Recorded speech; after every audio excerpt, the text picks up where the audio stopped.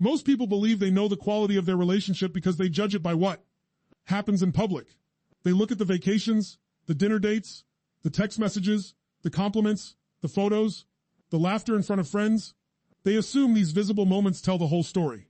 But if you really want to understand a relationship, if you want to know where love is authentic and where fear is hiding, you don't look at what happens when the world is watching. You look at what happens behind closed doors. And that's why the bedroom becomes one of the most revealing places in any relationship. Now, I'm not talking only about sex. That's where people immediately go, but that's actually the smallest part of what I'm describing. The bedroom is where distractions disappear. There are no coworkers, no social media, no performance, no audience.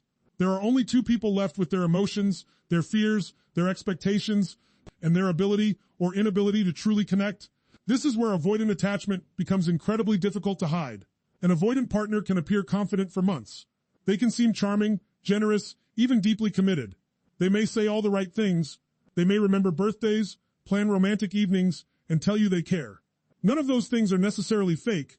In many cases, they genuinely do care. But caring and allowing yourself to be emotionally known are two very different experiences. The bedroom quietly asks a question that no conversation can fully answer. Can you let another human being truly see you? Not your success, not your confidence, not your carefully managed image. You, your uncertainty, your dependence, your need for comfort, your fear of rejection, your longing to belong. That's where many avoidant individuals begin to feel exposed. Psychology teaches us that attachment isn't measured by how intensely someone feels love. It's measured by how safely they experience closeness. Those are completely different things. An avoidant person may love someone deeply while simultaneously feeling overwhelmed by the emotional vulnerability that love demands. Their nervous system begins interpreting intimacy as risk rather than safety. So what happens? They unconsciously create distance. Sometimes it's subtle. They become emotionally unavailable after moments of closeness. Sometimes they change the subject whenever conversations become vulnerable. Sometimes they stay physically present while emotionally disappearing. Other times they suddenly need space without fully understanding why. From the outside, this behavior looks confusing. Inside the avoidant mind, however, it often feels necessary, because vulnerability threatens the protective identity they've spent years building. Think about it this way. Every person develops emotional armor somewhere in life. Maybe it began in childhood. Maybe affection was inconsistent. Maybe expressing emotions led to disappointment. Maybe independence became the safest survival strategy. Over time, the nervous system learns a dangerous lesson. Needing people creates pain. That lesson doesn't disappear simply because someone falls in love. Love actually activates it. The closer the relationship becomes, the louder those old emotional alarms begin to sound. That's why the bedroom exposes what everyday life can conceal. It strips away performance and asks whether someone can remain emotionally present when nothing is left to hide behind. And here's something equally important. This exposure isn't only happening to the avoidant. It's happening to both people, because the bedroom also reveals whether the other partner is seeking genuine connection or simply searching for reassurance. It reveals whether love is based on acceptance or constant validation. It shows whether two people are creating emotional safety together or unknowingly triggering each other's deepest insecurities. The truth is that intimacy has a way of magnifying whatever already exists inside us. If trust exists, intimacy strengthens it. If fear exists, intimacy exposes it. If emotional wounds remain unhealed, intimacy shines a light directly on them. That's why the bedroom isn't simply a place where relationships become physical. It's the place where emotional reality becomes impossible to disguise. And once you understand that, you stop judging relationships by appearances. You stop asking, do they seem happy? And begin asking the far more important question. Can they remain emotionally present when vulnerability has nowhere left to hide? Because in the end, love isn't revealed by what people say in public. It is revealed by who they become when the doors close, the masks come off, and only the truth remains. Real intimacy begins where performance ends. Once you begin to understand that the bedroom reveals emotional truth rather than simply physical behavior, another realization becomes impossible to ignore. Physical intimacy and emotional intimacy are not the same thing. They often happen together, but they are not interchangeable. One involves the body. The other involves the willingness to let another person enter your inner world. This distinction explains why so many people stay confused in relationships with avoidant partners. They think, if we're physically close, everything must be fine. But then something doesn't add up. They experience affection, passion, or moments of incredible chemistry, yet afterward they feel strangely disconnected. They leave the interaction wondering why they still feel lonely, despite having shared such personal moments. The contradiction is exhausting, because the body received closeness while the heart was left searching for certainty. That is where avoidant attachment often reveals itself. Many avoidant individuals are far more comfortable expressing affection through actions than through emotional exposure. Physical intimacy can feel structured, familiar, and temporary. Emotional intimacy, however, asks for something much more demanding. It asks for honesty about fear, disappointment, insecurity, dependence, and hope. Those conversations cannot be controlled as easily. They require surrender. And surrender is precisely what an avoidant nervous system has spent years trying to prevent. Think about the difference. Anyone can say, "I love being with you." Far fewer people can say, "I'm afraid of losing you." Anyone can offer a kiss. Far fewer can admit, "Sometimes I don't know how to let someone love me." One statement protects the ego, the other exposes it. This is why physical connection can sometimes become a substitute rather than an expression of emotional connection. It creates the appearance of closeness without requiring the emotional risks that genuine intimacy demands. Neither partner may even recognize that this substitution is happening. The avoidant often believes they are showing love in the best way they know how. Their partner interprets those moments as evidence that deeper emotional closeness is naturally developing. But eventually the difference becomes impossible to ignore. Because emotional needs don't disappear simply because physical needs have been met. Human beings are wired for more than touch. We are wired to feel understood, to feel emotionally chosen, to believe that someone sees our fears and remains present instead of retreating. When those emotional needs remain unanswered, confusion slowly turns into frustration. One partner keeps asking for conversation. The other keeps offering activity. One wants emotional reassurance. The other believes affection should already be enough. Neither person necessarily has bad intentions. They're simply speaking different emotional languages. Psychologists often describe attachment as the way we regulate closeness under stress. That's an important definition because it explains why relationships change precisely when life becomes difficult. During calm moments, almost everyone can appear emotionally available. But when fear, conflict, uncertainty, or vulnerability enter the relationship, attachment patterns become visible.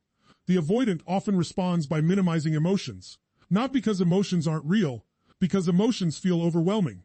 The partner seeking connection often responds by pursuing more closeness, not because they're trying to control the relationship, because distance feels frightening. Without awareness, both people become trapped in a cycle neither intended to create. One withdraws to feel safe. The other pursues to feel secure. Each reaction unintentionally strengthens the other's fear. That's why emotional intimacy requires something far deeper than attraction. It requires emotional courage. Courage to remain in difficult conversations. Courage to tolerate discomfort without immediately escaping it. Courage to admit uncertainty instead of pretending to have everything under control. Love matures when people stop asking, "How do I avoid discomfort?" and begin asking, "How do I stay connected while discomfort is present?" That question changes everything, because relationships aren't tested by passion. They're tested by presence. Can you remain emotionally available after conflict? Can you stay curious instead of becoming defensive? Can you listen without preparing your escape? Can you allow another person to witness parts of you that even you struggle to accept? Those are the moments where intimacy is built, not through perfection, through honesty. The strongest relationships are not those where physical chemistry is the most intense. They are the ones where emotional safety allows both people to remove their armor without fearing abandonment or judgment. Physical intimacy may bring two bodies together for a moment, but emotional intimacy gives two lives the strength to remain together through change, uncertainty, and growth. And once you understand that, you'll stop mistaking chemistry for connection. You'll realize that the deepest form of intimacy isn't about being desired. It's about being fully known and still deeply loved. Bodies can create closeness for a night, but only emotional vulnerability creates connection that lasts a lifetime. Once you understand the difference between physical intimacy and emotional intimacy, one of the most confusing experiences in a relationship with an avoidant partner begins to make sense. It is the moment when everything seems to be going beautifully. You feel closer than ever. The conversation was genuine. The affection felt real. The connection seemed deeper than anything you had shared before. Then, almost without warning, something changes. They become quieter. They respond less. They seem distracted. They suddenly need space. And you find yourself asking the question that has haunted countless relationships. What happened? The natural assumption is that something went wrong. Maybe you said the wrong thing. Maybe they lost interest. Maybe they realized they didn't love you after all. The mind immediately starts searching for an explanation because human beings are wired to make sense of sudden change. But what if the withdrawal wasn't caused by the absence of connection? What if it was triggered by the intensity of the connection itself? This is one of the great paradoxes of avoidant attachment. For many avoidant individuals, the moments that feel safest and most meaningful to their partner are often the moments that activate the greatest internal conflict within themselves. That sounds contradictory until you understand how the nervous system works. The brain doesn't always distinguish between vulnerability and danger. It responds to what it has learned over years of experience. If someone grew up believing that closeness led to disappointment, rejection, criticism, or the loss of independence, then genuine intimacy can activate the same protective responses that physical danger would trigger. Their heart may be saying, "This feels wonderful." Their nervous system may be saying, "Get out before you lose yourself." Both experiences can exist at the same time. That is why avoidant behavior often appears so inconsistent from the outside. One day they seem deeply invested. The next day they appear emotionally unavailable. It looks irrational because you're observing behavior without seeing the internal conflict driving it. Psychologists often refer to these protective reactions as deactivation strategies. These are unconscious ways the mind reduces emotional intensity when closeness begins to feel overwhelming. An avoidant partner might suddenly focus on your flaws. They may convince themselves the relationship is moving too fast. They may immerse themselves in work, hobbies, or responsibilities. They may become unusually independent or emotionally detached. Sometimes they don't even realize they're doing it. From their perspective, they're simply responding to an uncomfortable feeling they cannot fully explain. The important point is this: a deactivation strategy is not always a calculated decision to push someone away. More often, it is an automatic attempt to regulate emotional discomfort. That doesn't mean it isn't painful.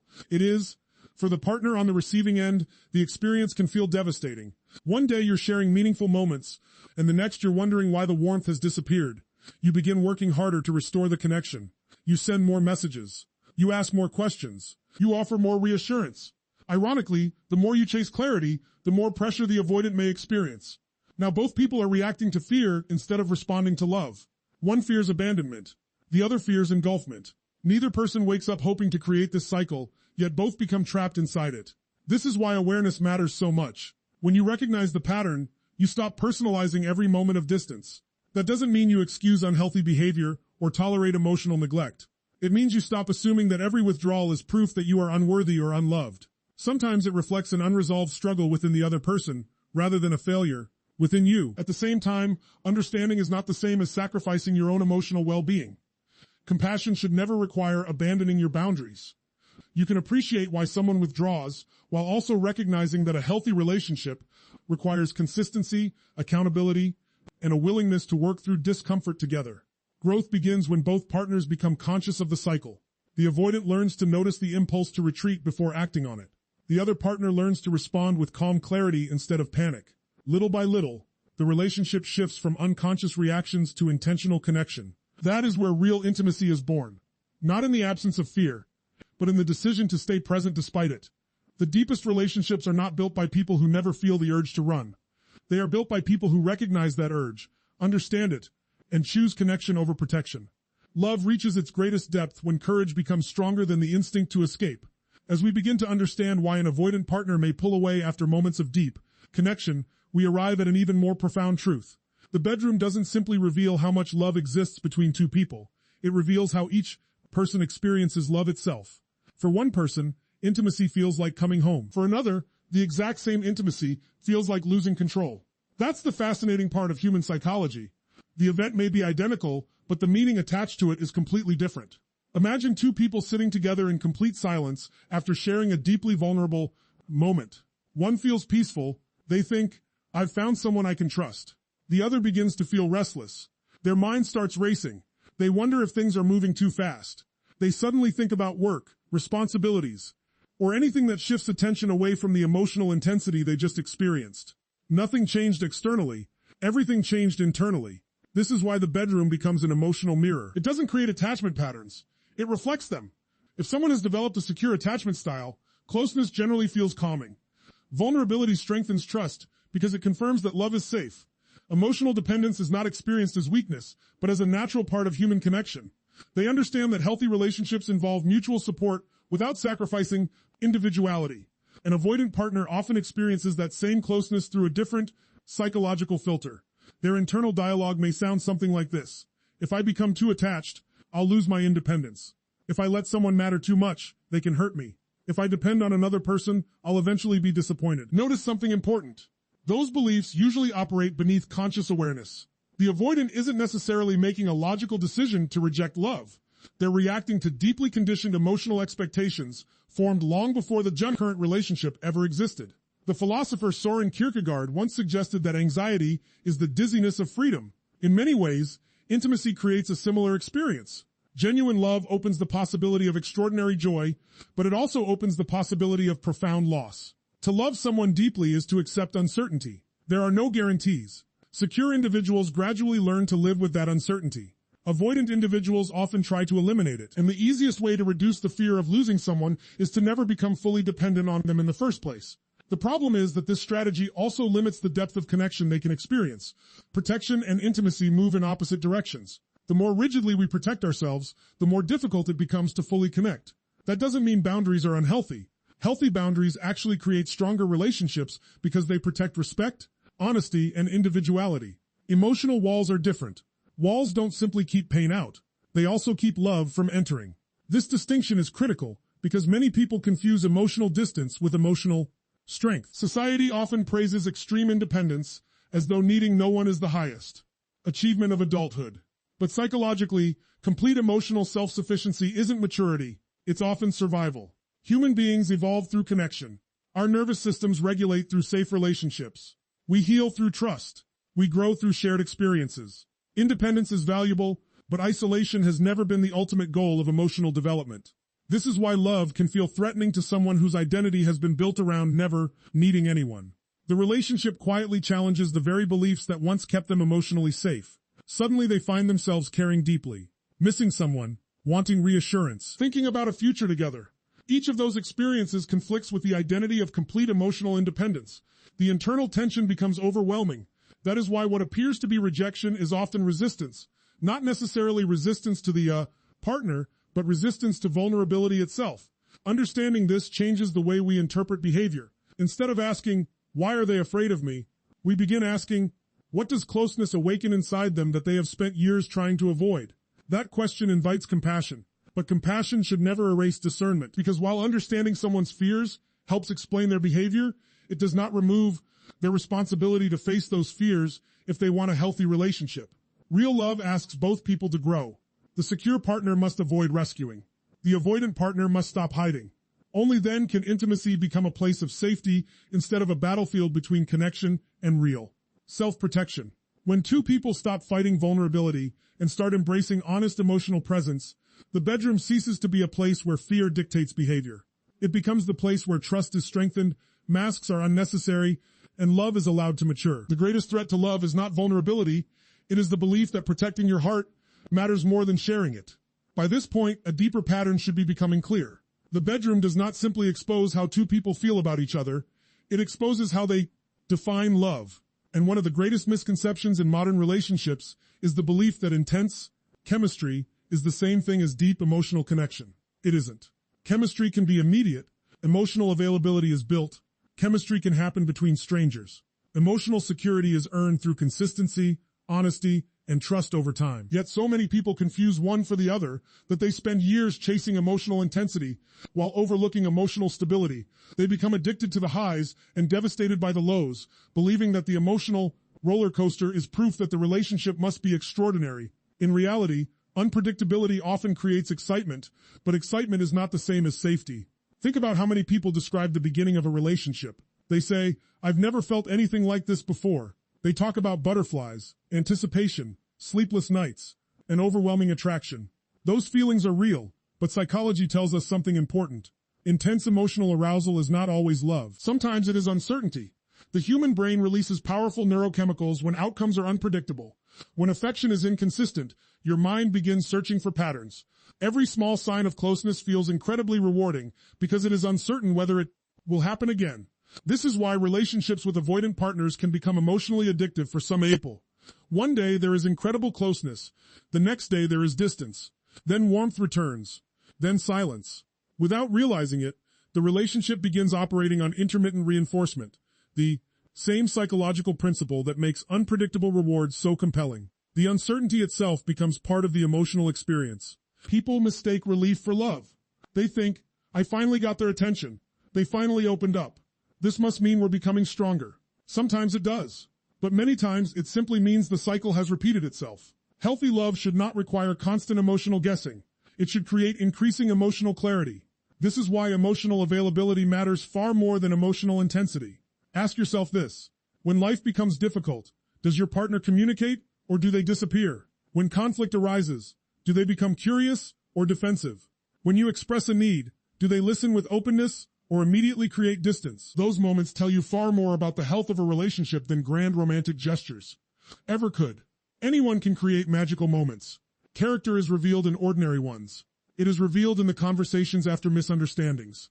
It is revealed in the willingness to apologize without being forced. It is revealed in consistency when no one is keeping score. This is where emotional availability separates itself from attraction. Attraction says, I enjoy being with you. Emotional availability says, I will remain emotionally present even when being with you becomes difficult. That is a completely different level of commitment. Many avoidant individuals genuinely care about their partners. The problem is not always a lack of affection. The challenge is that emotional presence during uncomfortable moments often requires skills they never had the opportunity to develop. Likewise, partners who crave reassurance may sincerely love the avoidant, but they can unintentionally focus so much on receiving validation that they overlook whether the full relationship is actually meeting their emotional needs.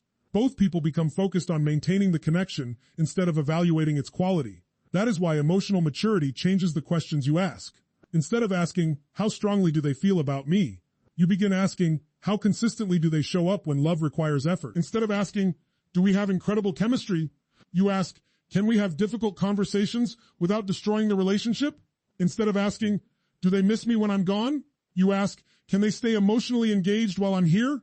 Those questions shift your attention from fantasy to reality because relationships are not sustained by moments of passion. They are sustained by repeated acts of emotional responsibility. Trust is not built in dramatic declarations. It is built in hundreds of small moments where someone chooses honesty over avoidance, communication over silence, and presence over escape. Over time, those choices become the foundation upon which genuine intimacy stands. And when you begin measuring love by emotional availability instead of emotional intensity, you stop chasing relationships that only feel exciting. You begin choosing relationships that actually feel safe, reciprocal, and capable of lasting through every season of life. That is where love grows beyond attraction. It becomes a partnership grounded not in uncertainty, but in trust. Not in emotional highs, but in emotional reliability. Not in the fear of losing one another, but in the confidence that both people are willing to remain present, even when vulnerability asks more of them than comfort ever could. Chemistry may start a relationship, but emotional availability is what gives love the strength to endure. As we bring this conversation to a close, I want to leave you with the most important idea of all. Everything we've explored, the emotional distance, the fear of vulnerability, the confusion after moments of closeness, the difference between chemistry and emotional availability leads to one fundamental truth. Relationships do not change because one person loves harder. They change because both people become willing to grow. That is where healing begins. Too often, people think the goal is to figure out how to fix the avoidant partner. They search for the perfect words, the perfect timing, or the perfect strategy that will finally make the other person open up. But relationships are not transformed through manipulation. They are transformed through awareness, responsibility, and courage. An avoidant partner cannot be talked into emotional safety if they have never learned how to create it within themselves. At the same time, a partner who constantly chases reassurance cannot build lasting security by depending entirely on someone else's validation. Both people have work to do. This is why the healthiest relationships are not built by perfect people. They are built by people who are willing to examine themselves honestly. The avoidant must ask, why does closeness feel threatening? The other partner must ask, why do I feel responsible for someone else's emotional availability? Those are difficult questions, but they are the questions that create transformation. Healing begins the moment we stop blaming and start becoming curious. Curiosity changes everything because it replaces judgment with understanding. Instead of saying you're impossible to love, we begin asking, what fear is shaping your behavior? Instead of saying I'm obviously not enough, we ask, am I measuring my worth by someone else's capacity to connect? Those questions don't remove pain. They give pain meaning. And when pain has meaning, it can become a teacher instead of a prison. Now, this doesn't mean accepting unhealthy behavior forever. Understanding someone's attachment style is never an invitation to abandon your own emotional needs. Compassion without boundaries eventually becomes self-sacrifice. Healthy love requires empathy, but it also requires accountability. If an avoidant partner recognizes their patterns, seeks growth, communicates honestly, and gradually becomes more emotionally present, the relationship has room to evolve. If they repeatedly avoid responsibility, dismiss your needs, or expect you to carry the entire emotional weight of the relationship, then understanding their psychology should not become an excuse for remaining in a relationship that consistently harms your well-being. Love is not proven by how much pain you can tolerate. Love is proven by how committed both people are to growing together. Think about what we've discussed throughout this conversation. The bedroom became our metaphor because it is one of the few places where performance eventually disappears. It is where titles, achievements, appearances, and carefully crafted identities no longer matter. What remains is emotional truth. Can two people stay present when vulnerability enters the room? Can they choose honesty over avoidance? Can they remain connected when fear whispers that it would be safer to withdraw? Those are the moments that define a relationship. Not the vacations, not the photographs, not the romantic speeches, the quiet moments, the difficult conversations, the willingness to stay emotionally available when every instinct says to protect yourself. That is where trust is born. And here's something remarkable. Healing rarely happens all at once. It happens one courageous decision at a time. One honest conversation. One apology that is fully owned. One moment where someone notices the impulse to shut down and instead chooses to stay present. One moment where the other partner resists the urge to chase and instead responds with calm, confidence. Small moments repeated consistently reshape relationships. They also reshape people. Because every time you choose vulnerability over self-protection, you teach your nervous system that connection does not have to equal danger. Every time you communicate instead of withdrawing, you weaken old patterns and strengthen new ones. Every time you honor your own boundaries without closing your heart, you become emotionally stronger. That is what growth looks like. Not perfection, progress.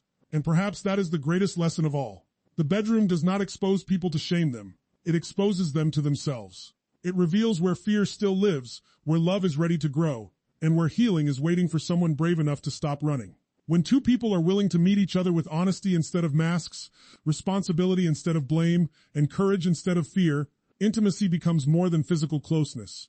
It becomes a place where two lives are transformed together. The strongest relationships are not built by people who never fear vulnerability. They are built by those who choose love even when vulnerability asks everything of them. The truth is, the bedroom has never simply been about physical intimacy. It is one of the few places in life where emotional masks eventually fall away. Behind closed doors, there are no audiences to impress, no social expectations to perform, and no carefully constructed identities to protect. There are only two people facing the most important question any relationship can answer. Can we truly be known and still choose each other? If you've taken one lesson from this conversation, let it be this. Stop judging relationships by appearances. Stop measuring love by chemistry alone, by romantic gestures, or by how passionate the highs may feel. Instead, pay attention to emotional presence. Pay attention to consistency. Pay attention to whether both people are willing to remain connected when vulnerability becomes uncomfortable. If you're the partner of someone with avoidant tendencies, remember this. Their emotional distance is often rooted in fear, not necessarily in a lack of love. But understanding that fear does not mean abandoning your own emotional needs. Compassion and boundaries are not opposites. They are partners. You can empathize with someone's struggles while still expecting honesty, respect, and emotional responsibility. And if you recognize avoidant patterns within yourself, don't see them as a life sentence. See them as an invitation. The very fact that you can recognize these patterns means you have the power to change them. Every honest conversation, every moment you resist the urge to withdraw, every time you choose vulnerability instead of self-protection, you are rewriting years of emotional conditioning. Growth is not about becoming fearless. It is about learning that love is stronger than the fear that once controlled you, because in the end, every relationship reaches a defining moment. One path is ruled by fear, where two people protect themselves so completely that they never experience the depth of connection they secretly long for. The other path is ruled by courage, where two imperfect people choose honesty over hiding, communication over silence, and growth over comfort. Real intimacy has never been about finding the perfect partner. It has always been about becoming the kind of person who can love without constantly running from vulnerability. That is where trust is born. That is where emotional security is built. And that is where relationships stop becoming a battle between two wounded hearts and begin becoming a partnership between two people committed to healing together. So the next time you think about love, don't ask yourself, how strong is the attraction? Ask yourself something far more important. When the masks come off, when life gets difficult, and when vulnerability has nowhere left to hide, who chooses to stay?